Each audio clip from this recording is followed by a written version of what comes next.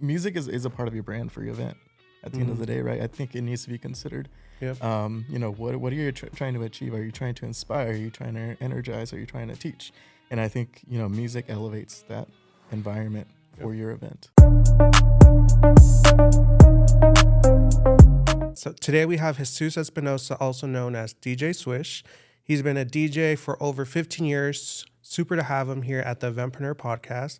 As his friend for over 10 years, I have seen him grow in his career and play in some amazing events. Super excited to have him here. Welcome, Jesus. Appreciate it, Victor. Happy to be here. Good. Do you want to go by Jesus or DJ Swish today? Either one, man. Either one? All right. I'll let you choose. Well, I appreciate you being at the podcast. I know we've been friends for so many years now. Too long, yeah. But it's been amazing to see your career just take off, which is amazing from the very beginning. And I'm super excited to talk to you a little bit about your journey and your timeline and what got you started and what events you're playing now and kind of go from there. So let me know, let's go with your timeline. Like, what started with your journey? How did you start? Why did you start? And where are you at now? Yeah, the Swish origin story. Man, I started back in 2010, which doesn't feel like that long ago, but doing the math, it's been a minute. So just kind of started off back in high school, my senior year. Really into music, was a part of my high school student government and was in charge of doing the music for the rallies, the football games. Nice. And that really just kind of piqued my interest into, I guess, what you would call DJing. And so the summer before going into college, I pitched the idea to my parents, hey, of me wanting to do that. Not really knowing what I was going to get myself into, and I don't know why, but they let me buy all the DJ gear. Racked up a nice little credit card tab, and I was a little delusional 18-year-old going into college, thinking I was going to play at parties every week, and boy, I couldn't have been any more wrong. So I came down here to San Diego at University of San Diego for college, and it was a slow start, definitely. It was only doing, gigs kind of here and there, mostly kind of private event stuff for campus. Nothing too serious. I was a student as well, so I couldn't put 100% of my energy into it. And honestly, for a couple of years, it kind of fell on the back burner, just, life kind of happening. But around 2015, I think it was, I got a call from the athletics department over at USD, and they wanted to revamp their program and, just give it a little something extra. And so they wanted to incorporate a DJ. So, it was something new to me. I had never done sporting events before, but I was down for it. I love watching sports. So I'm like, this best of both worlds, get paid to watch sports and play music. So that kind of started my road down athletics, DJing, and did that for several years. And, not going to lie, after around year 6 or 7, I started to get kind of burnt out with it. Just kind of lost that energy, that fire. But thankfully I stuck with it because a couple years later I actually got a call from the Padres here in town that they needed a backup for one of their games. Nice. So, I was excited about that. I feel like not too long ago, prior to that call, I was joking with some of my friends. I was like, man, wouldn't it be cool if I could play for the Padres, and just kind of set it kind of as a pipe dream, never thinking it would happen. But yeah, that kind of opened the door for me.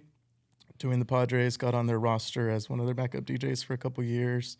Opportunity came up where there was a new professional women's volleyball team that came into town playing over at Viejas Arena. Nice. And I got the call to, help kick that season off there. So started getting my feet into different markets, different sports across town. And kind of as this is all happening as well, back in 2010, I, wanted to kind of shift gears a little bit. Probably around that time, I was getting kind of burnt out. I wanted to do more nightlife stuff. But there was that fear kind of holding me back of not knowing, if that self-doubt, if you could do it, if you're cut for it, just because every entrepreneur has. Exactly, right? You see all these people in that field, and you look up to them, and you go to their events, and you're like, man, you kind of look up at them, and I think it's a big hill to kind of get up. But I really wanted to do it, so I kind of took the leap. In 2020, I did a whole rebrand of everything, top to bottom, my logo, my website, just kind of really kind of making sure that once I enter that market, I had a good brand behind me. So got it all ready. And then unfortunately 2020, as we know, things shut down, and that was kind of put on pause. But once things got up and running again, I kind of got into that field, and the momentum was quick, man. I thankfully had, you know, the hours, the practice behind me to, once I was put in those positions, in those venues, I was rocking it. And it's been a lot of fun, just kind of the traction I've gotten in the last couple of years to not only be present in that sports market, but also the nightlife and being able to do both. And, you know, there's this kind of this stigma about DJs and about them having to stay in like their lane, right, in a box of you're either a private event DJ, which you've done, right? You've done weddings. I've done some weddings. I do, like I said, I started out in private events, so that was kind of my main market, right? And so, you know, venues think, oh, they don't want to hire a wedding DJ, or there's this kind of perception about them. But I was like, you know what, I don't like being put in boxes, so I went with it. I've been doing both, and it's been great. I like integrating kind of elements of both markets into each other, because I think the crowd is so different, but they share so many similarities. That, you know, definitely there's a lot of things to learn about all those crowds. So very cool. I know you you painted this amazing picture of now playing for the Padres, which congrats, by the way. And appreciate that, brother. I know you told me that they signed more games onto your plate, right? So you're going to be more permanent there, I would say. Yeah. Thankfully, just kind of things aligned. You know, we have an awesome roster of about 3 or 4 DJs that kind of help out throughout the season. And last year, things just kind of fell in the right way, and I got kind of bumped up to that main spot. And last year I did, I think it was about 40, 45 games for the season out of, I think it was like 80, right? So a lot of home games, but it's fun. And yeah, this year bumped it up to a little over 60. I think is the number, maybe 55, closer to that. But yeah, I'll be there quite a bit. We're starting off in, I think, what was the countdown, like 50 days to opening day? So it's I'm super excited. Right around the corner, yeah.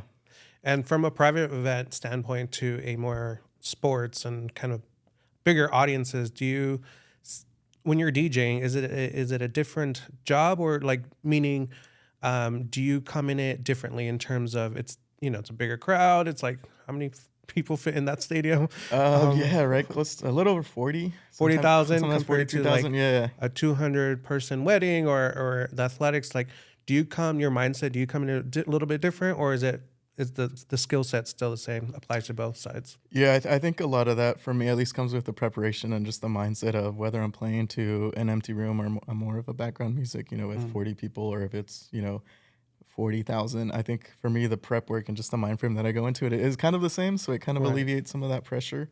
You know, I don't play any differently, any lesser when it's a smaller venue, smaller crowd. So for me, the transition, although, you know, on paper it's daunting, right? Playing in front of that many people and 40,000. You know, messing up in front of 40 people is a lot different than 40,000. You know, so for me, it didn't feel like that big of a gap, right? I feel like I was just doing what I've trained and do on a day-to-day basis. So it was a pretty, I would say, easy segment. You know, there's definitely a learning curve to it, but do you prefer any type of events over another? Is it sports or more intimate, or? Yeah, you know, I feel like the main two, nightlife and sports, they kind of feed my soul in different ways, right? You know, I'm a big sports fan. I love doing sports. So the fact that I'm able to, you know, be a part of the biggest franchise here in town is something special to be in that crowd, to be in that energy with the ups and the lows of the season. You know, it's a lot of games. So there's a lot of emotions during that time frame. And then I love the nightlife just because, you know, it brings a different energy, different crowd, people of all backgrounds, and just kind of be able to provide that soundtrack for the night is a lot of fun. So I would say sports and nightlife were my two favorite. Yeah. Talking about, like, I know that we're talking a lot more of technician and you DJing. Talk about like the music aspect, like why music? Why should any type of events, either sporting events or a corporate event or a wedding, like why is music so important in creating an energy in the environment? Yeah, I think music, honestly, at the end of the day, either makes or breaks your event, because it's something that, you know, it gets you into kind of a vibe, into a flow that you don't even realize it, right? If there's a song playing that you really like, or a beat that's kind of catchy, you know, you'll catch yourself either tapping your foot or kind of nodding your head, right? So you kind of get into this, you know, oftentimes good feeling before you even know it. And so if you already have that energy kind of going into these events, right, you know, it can only help your event. Right. So I think, you know, music needs to be, music is a part of your brand for your event at the end of the day, right? I think it needs to be considered. Yeah. You know, what are you trying to achieve? Are you trying to inspire? Are you trying to energize? Are you trying to teach? And I think, you know, music elevates that environment for your event.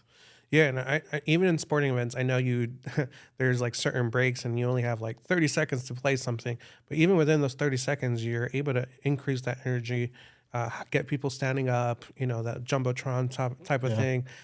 So even in small increments of music, inserting them in the event, I feel like it's even powerful to one, keep that energy up. That's something that you want in any type of event. It goes from sporting to corporate event, but also creating that vibe that, like you just mentioned, that brand.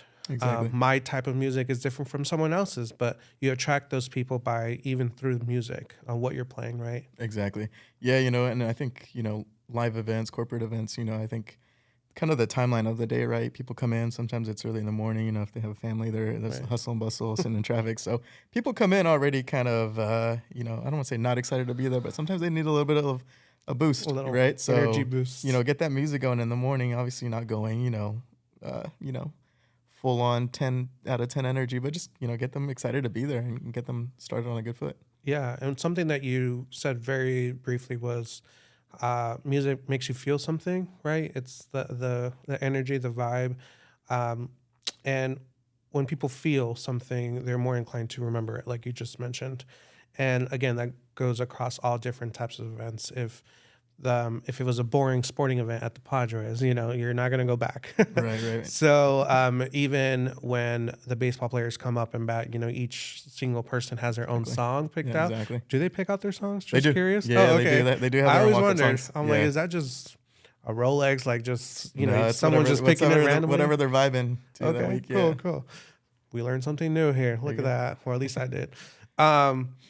And so how do people feel is very, very important, especially more in the corporate side for me. I know when you're at a seminar for 8 hours, 8 hours sitting down, you're just like, but even just inserting some type of music in those breaks to like get the flow, get the energy, and also incorporating maybe a networking mixer at the end and actually have the DJ to create that community aspect through music, which is really, really cool. So I really think that music is very vital to an event. And that's why I'm like, I need Jesus to be on this podcast because people don't really realize the power of music.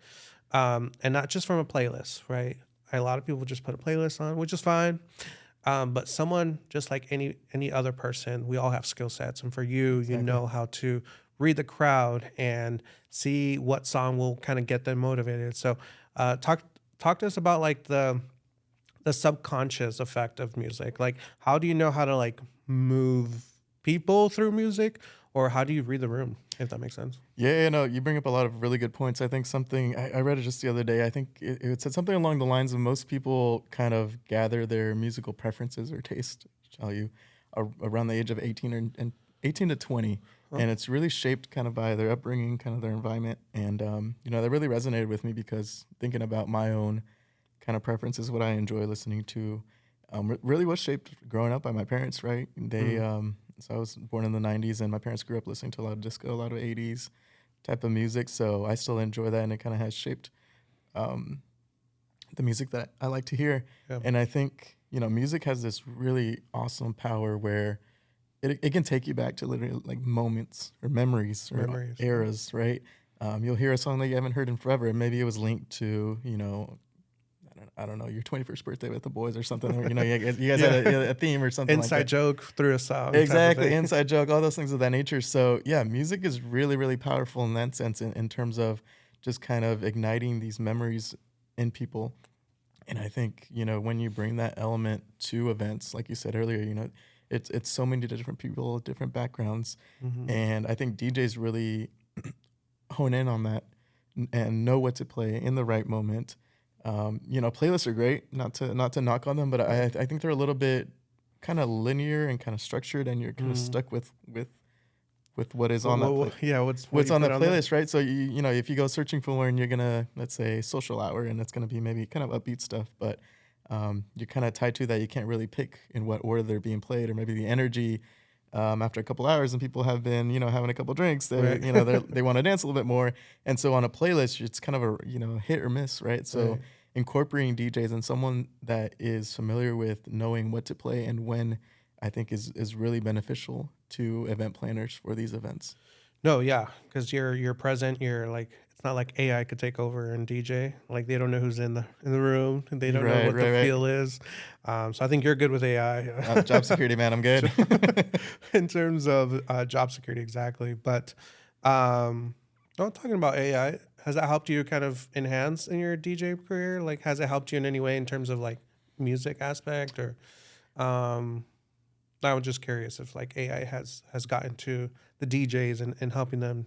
Yeah, I mean, I haven't tapped into it. Maybe that's just not knowing what's out there. I have definitely used it more for kind of help with my marketing and branding and getting, feedback in that sense. But music wise, there is something about DJing and reading the crowd that AI at the end of the day, you can't really do that, So in that sense, I kind of shy away from it just because I feel like I don't want it to impede with kind of what I'm doing. Yeah, absolutely. Another one is like, how can bad music kill the vibe at events? Like we could talk about sporting, we could talk about corporate, or even at a wedding. How you clear the floor really, really fast by putting the wrong absolutely. song. And I mean, it happens to the best of us, man. Sometimes you play a song that you're like, man, this is gonna be a hit. It's gonna get everyone dancing, and you play it, and everyone just kind of stares at you and stops, and you're like, oh shoot.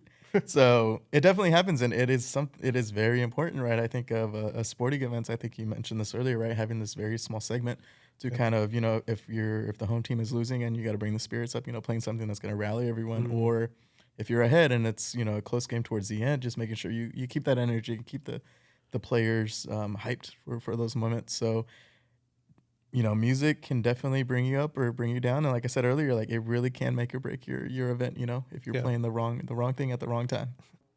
If you're enjoying this podcast, I want you to join the movement. I've created an Eventpreneur collective school group community where like-minded entrepreneurs, coaches, experts are wanting to start and scale their next live event.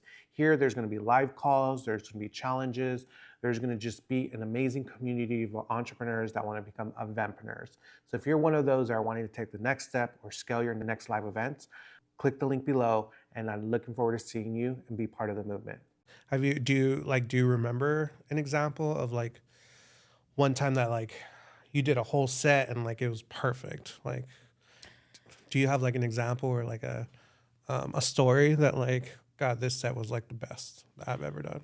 Yes, but not in the sense that you would think. So early on in my career, I did, and I've done a lot of shows to empty rooms in the sense that I'm kind of the background music. I'm not really, there's no the dedicated dance floor. It's not really that type of setting, but I'm just there to kind of provide the vibe and the music. And so as a DJ, when you're doing these events, it's hard for you to gauge, are people vibing to the music, right? Because they're doing other things, or they're talking to the guests that are there. They're listening to speakers, whatever it might be. And so when someone comes up after those events and be like, hey man, I was rocking to your set, like you crushed it, things like that, where you weren't like intending to. Exactly. Or you're able to start the dance floor in the middle of, the conference room when they're on a 15-minute break and, it's not supposed to be a dance party. So things like that, I think, for me are my big little wins in that sense of kind of a perfect playlist, right? Because I think, I feel like there's room for growth with every set list, right? I want, as much as I want to think like, I'm perfect and I've put in my hours, still have my hiccups. And like I said earlier, I play that song that kind of gets people stopping and be like, what's, change the track, dude, What happened here? Exactly. That's awesome. Well, we're going to shift gears a little bit here regarding more. I know we talked about sports, so we could definitely bring still sports into this conversation, but more about events. And Eventpreneur Podcast is entrepreneurs wanting to put on their own live events to scale their own business. And definitely, I want to kind of pick your brain, right? Now that I have you here, and give some little master class, basically, to the audience watching that. Like, when should people start considering having a DJ at their corporate events? And also, like, for those first-time event hosts, like, what do they need to understand when they're looking for someone, especially a DJ? What is kind of the first step, right? I know as entrepreneurs and just event coordinators as myself, event creators, we try to look for the best vendors, the best people to execute at the events. So what should entrepreneurs or event creators should be looking out for when they're looking for a DJ? Yeah, I think the first thing that comes to mind is just keeping us at the top of the list, right? I think oftentimes DJs or music, if you're bringing some kind of musical element to these events, it's kind of an afterthought or maybe one of the last things. And I think, like I said earlier, they play such a big role in your events and can really elevate them to the next level, right? So I think getting them involved, having a discussion with them about your vision, about what you want people to get out of this event can really, they at the end of the day become a partner to kind of help you get there. And I think the sooner you get in touch with them to discuss, what kind of vibe, what kind of energy you want to bring to these events, what the flow is going to be like. DJs are kind of or have that expertise and can provide feedback on, maybe there's something in your timeline that makes more sense if you switch it around, just, energy wise, trying to keep that going throughout the day. Right. So I think definitely the earlier on, the better. Like, it definitely doesn't hurt to loop them in early just so that you guys can get on the same page, No, yeah, I totally agree. I feel like something that you just said was entrepreneurs or just people putting on events wait to the last minute. And this goes to myself as well. I guess any vendors specifically, but I have some clients that come up to me and say, hey, I have this idea, but they just want me to execute. But if they would put me on, earlier in the planning process, I would tell them, they would save money this way, or let's go this way because it's cheaper, or, your liability gets reduced here and this way. So I think this is a very good lesson for just entrepreneurs putting on events, is bringing your vendors, your those relationships a lot sooner in the planning process, because we could definitely add a lot of value in terms of our knowledge, our skill sets, our experience on what happens, what works, what doesn't. Exactly. And I think it's a very, very important topic to discuss, because a lot of even my own clients, but always brings me in when they need to execute, which is perfectly fine. That's what I'm good at, executing events. But if I would have got brought in a little bit early in that conversation, then I feel like even the planning on my side would be a little easier. For example, like someone wanted to go to a desired city, but it's like, I think it was Miami. One of the clients like, oh, I want to go to Miami in February. Don't book an event in Miami in February. It is very, very expensive. It's February, March is, spring break. Right. It is so expensive, and they don't realize that. And then they already started marketing that city. And so it's just like, oh, if you would have brought me in a little sooner. I think that's a good point. Exactly. And I think it's just the nature of entrepreneurs, right? We want to have our hands in everything, and especially if you're very detail oriented, you want to make sure things are going your way. So it does kind of become, once you get to the execution part, right, trying to bring in your other vendors or partners. But I think, like you mentioned, right, it's so important to make sure you leverage other people's skill sets and partnerships, and so, like you collaboration. Said, exactly huge. right. It's there's a quote, right? It's like it's competition at the bottom and then collaboration at the top, and that definitely resonates with me now. That not to say that like I've made it, I have a big ego about it, but it's like the more I network and talk to venues and talk to other artists and entrepreneurs, it's like everyone really is at the end of the day just trying to help each other out. Literally. And not in a selfish way of getting something out of in return, but just you want people to succeed, right? And I think you kind of build that network around you for when you do need a hand, or when I may need your expertise, you're more than happy to kind of come over and help out. Yeah, 100%, totally agree. So when these entrepreneurs and event coordinators are reaching out to you, what are the good questions they should be asking you? Yeah, I think definitely some of the kind of screening questions to get us or to get a sense what kind of DJ they are, what kind of venues they've played at before. You really just want to see. I would start off first and foremost, just kind of look through their social media, get a sense for what kind of DJ they are, what kind of venues they're playing, what kind of music they're playing. Just because DJs, there's a wide variety of expertise, and not everyone plays kind of your top 40 hits that you would need or prefer, right, at an event. Others are more focused on electronic dance music or other little niches. So definitely just make sure like their music aligns with what you're trying to create for that day, that mood you're trying to, that vision you're trying to get out of it. So definitely that, the expertise, the gear that they're bringing, right? You don't want someone that is just starting out. Maybe they don't have the best equipment, which might not be the most reliable for your event, right? You don't want the music going out during the social hour. having IT issues, which, you know, it happens to everyone, right? Yeah. But just making sure that, you know, they're professional, they have a background and they know what they're doing at the end of the day. 100%. And I think that's super important to start creating those relationships early on. And I have a set of like preferred vendor lists, and you're obviously on it. And so you've DJ'd at my event, which is, I appreciate that. And even at a smaller scale, but you bring your A game every time, right? Even in a smaller scale to a 40,000 arena, which is crazy. But yeah, having good questions, and having your event coordinator be involved, right? I know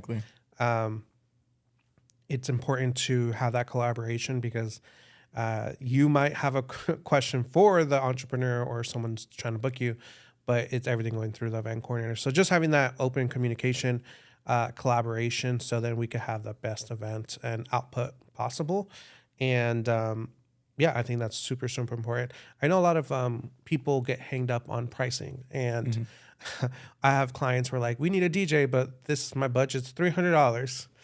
And it's kind of rough for me because I have to stay on a budget, but also you pay what you get, you pay for in terms of, I want to kind of open this conversation in terms of pricing, right? You have more than 15 years of experience. You've done every type of event possible, I feel like. And so you know what works, what doesn't.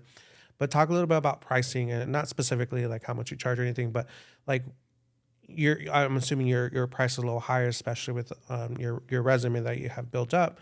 But why go to a little bit more expensive DJ rather than a cheaper option? Yeah, and I mean, I think you said it right. You pay what you get for, and there's that saying, right? And I'll apply it to DJs. You know, a cheap DJ isn't good, and a good DJ isn't cheap. Right. And not to say that there aren't good, affordable DJs, right? Right. They're definitely out there, right? But I think definitely, you know, with the experience, really it's the experience, right? And the more crowds you're in front of, the more diverse events you play at, you know, it really hones your experience to really be able to play in front of any crowd, right? And I think that has helped my career, that I have played so many. I've DJ'd a dog's birthday party. That's cool. What, right? So it's like I've never said no to an opportunity that is out there that, you know, sounds weird, because, you know, it just builds my skill set. So, you know, I think finding someone, like you said, that has the experience, that has the knowledge, you know, is definitely going to help your event. And, you know, I think this goes back to looping them in early, right? Because you don't want to consider a DJ towards the end of your planning when you've already accounted for the majority of your budgeting too, right? And then not be able to afford a DJ, or only have, you know, a couple $100, and then expect, you know, a good caliber professional at your event. So there's definitely that to consider as well, you know? No, yeah, I've came across so many different, when the client brings me in kind of last minute too, we're like, we have all this stuff going on, we just need someone to get it together. But I think it's important to really put that in a line item in your budget. Entertainment, either be DJ, live band, but having that be I wouldn't say a big portion of your budget, but just keep in mind on everything we just talked about, like creating the atmosphere, the energy. I think it's a very, very important, especially if you really, you know, sporting events, especially, you need to always get that energy. But if we take it back to corporate events, people, you know, I teach entrepreneurs putting on their own live events so then they could scale their business through a high ticket offer. So if the energy is bad, or music is a big part of it too, in terms of having all the good aspects of an event to make it, you know, amazing for someone to say yes. It's an easy yes, because they see the amount of input you put in your events, and having a DJ at a networking party, I feel like is a big beneficial thing to do, or at a dinner, or I've seen that event in Phoenix where the DJ's part of the big conference, like the speaker comes off and the DJ's playing. So kind of a little bit like a sporting event where they have 30 seconds, but they're going to make this 30-second count type of thing. So what I'm trying to say is that just a learning lesson for entrepreneurs, and for just make sure you have that line item be already in your budget, because I feel like it's going to create that atmosphere, create the attendees experience, the event experience a lot better. And ultimately it's going to serve you good in terms of the long run. They're going to see the input you put, And ultimately, it's going to be an easy yes for them if they want to move forward in working with you. Exactly. Yeah, I think you make a good point, right? I think to past trainings or conferences that I've been to, and the ones that stand out are the ones where, the energy has been there. Like I said, there's that wow factor, right? Something memorable. The content can be great, but if they go above and beyond, that's, I'm going to come back and people ask me, hey, how was that event? And you're like, man, they had a DJ. They had, people were excited to be there, networking, social hour. Everything was great. So it's just really kind of elevating that, right? Yep. That really can help your event, right? At the end, and at the end of the day, you're holding these live events to sell your product, to sell your courses, whatever it is you're doing, right? And so if at the end of the day your attendees are having a good time, they're going to want to work with you. Exactly. The door, you're opening the door to kind of close that deal with them, right? If they're enjoying the experience at your event. Yeah. A good example is like Tony Robbins. Like you're always seeing him jump up and down in all his events, right? There's music, there's energy, you got to move sometimes. He's got a whole production. There's lights. Yeah, exactly. And that's a whole nother conversation, right? Not just through music. There's so many different elements in live events to make your just event a great experience. But I think music is a good one to really tap into for those that haven't yet. Exactly. And I think, you don't need to have Tony Robbins kind of money to put on those events. Right. I don't think we're saying, go out and take out a loan to bring a whole production, right? But I think music is definitely something small that can really elevate your event. And I think, like you were saying, really get these entrepreneurs to start thinking about music and the environment and all these nonverbals that they need to start looking into to really elevate their events. Yeah. And one thing you keep saying, and like bring you in the very beginning, DJs get booked out very far in advance. Tell me about how booked up you are this year. Yeah, I've, I started out struggling to get a couple gigs each month, and the last year and a half, thankfully, I've been booked out close to a year out, right? So in December, this past December, I was booked through October of this year. This year, wow. So what is that, 9-10 months out?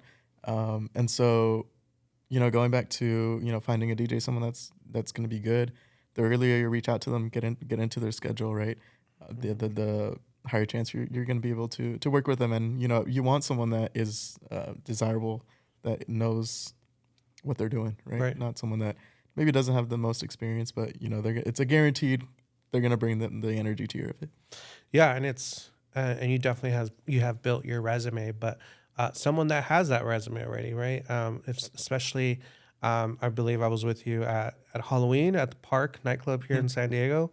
So just, having all those cool experiences, but also that resume backing you up when people are looking for you.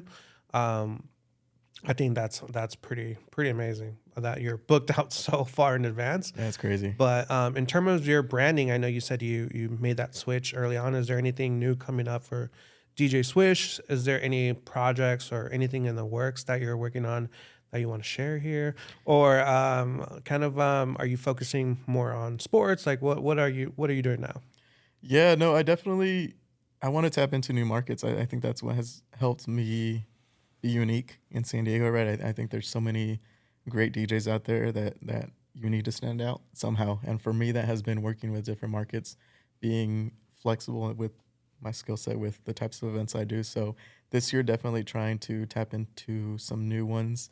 I won't mention them because they're not confirmed yet, so I don't want to speak too soon. But you need to come back and exactly. You'll hear about them. You'll hear about them later, hopefully. But yeah, I mean, just trying to grow. Like I think for me, one of my close friends, I always joke with them. I tell them like I haven't peaked yet because I think having that mindset, I think you get complacent, right? You're happy with where you're at, and for me, it's like I continue on, like keep pushing the boundaries, continue growing. I don't know what that's going to look like in 10 more years, but I want to continue to push myself and be in different events and events you would never consider a DJ to be at, right? I think, the social aspect in our world is shifting a lot. You look at the nightlife scene and how that has changed in just last year alone. Yep. And so I think you're going to start seeing DJs and music incorporated in a lot of more social events that you probably didn't think of. So just trying to stay ahead of that curve and try to stay relevant, I think is like my dog goal. Birthdays. Yeah, right. That was. I'll keep a note to invite you to my dog's birthday. If there are any DJs listening to this podcast, like, what do you have a tip or kind of anything you could give them where, like, maybe they're in the beginning stages of their careers and they're wanting to play for the Padres or play for bigger audiences? Like, do you have any tips if there's any DJs listening? Like, do you have any just any feedback or anything that you could give them that, like, it took you 15 years to get you here, and a lot of people don't realize that and forget the sacrifice and the hard work you put in. Like, I see your emails coming at 2 a.m. I'm like, people don't see those behind the scenes. Yeah. So is there anything you could kind of give the newer DJs or those that are starting or those DJs that are just stuck and like want to elevate to the next level? Like, do you have anything for them? Yeah, I think for me, something that has helped me, and I think would be my biggest piece of advice to new young DJs starting out is treat it as a business, right? Because there's so many business elements to working in this industry that the more you know, the more you're able to kind of pitch yourself to these venues, to people that are gonna book you at the end of the day. Yep. The better off you are, because there's such a large pool, right? You want to stand, like I said, you want to stand out. So some things that I think are very important: building a strong brand for yourself, right? For me, I built a website where a lot of local DJs don't really have one. I would you could say there's no need for it, but for me, I'm like, that stands out. I've actually gotten gigs out of people finding my website and be like, hey, it's really clean, really professional. I could see all your history. So it's just a good landing page. By the way, that's important for event coordinators. Exactly. If your website sucks, I'm not booking you or calling you for any services. But anyway, carry on. Yeah, no, I mean, along those lines, right? Nowadays, it's all social media based, right? If I have any interest in purchasing a product or doing business with someone, I'm going to go to their social media and see what it's like. Yep. And just kind of see, is it backed up, right? So definitely building that brand, networking, getting out there, to the venues you want to play in. If you're trying to tap into a certain market, going and being a part of that clientele, right? I think is super important, because I think nowadays people want like the easy way to the top, man. It's crazy. I meet people all the time, and I can see in the back of their head there's an agenda that they want to, there's something they want to get out of me, right? And I think it's, if you approach it from just building relationships and like I said earlier, trying to lift each other up, I think you get much farther than trying to be selfish and self-centered, right? Yeah. So I think, just knowing that you're in it for the long haul, right? It's a long process.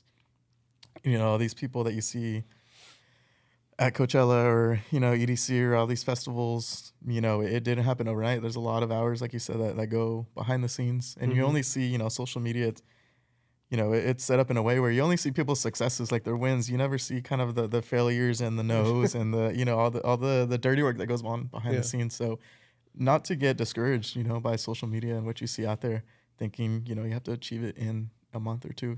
It's realistically, it's not going to happen. It's going to take time and effort, to get there. Yeah.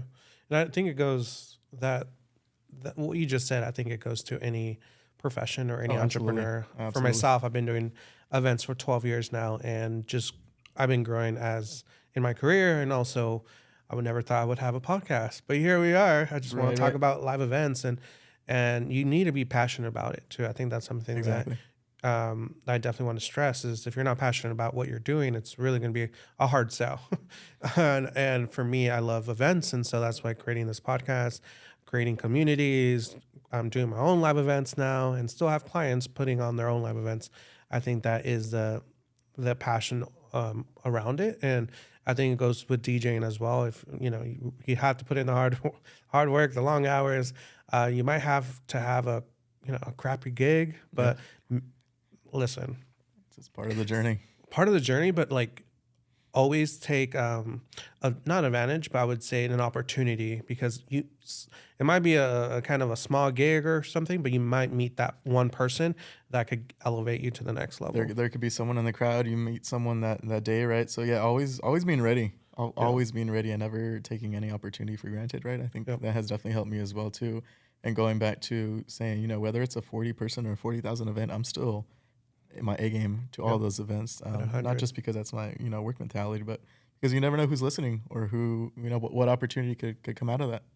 Yeah, absolutely. Well, is there anything else you want to say to those listening and watching on events and DJing or anything like that? Any tip? Yeah, I mean, I think I'll just kind of, if I haven't said it enough already, just kind of nail home, your event is so much more than just your content, right? Everything from the moment you get into that venue, it's an experience.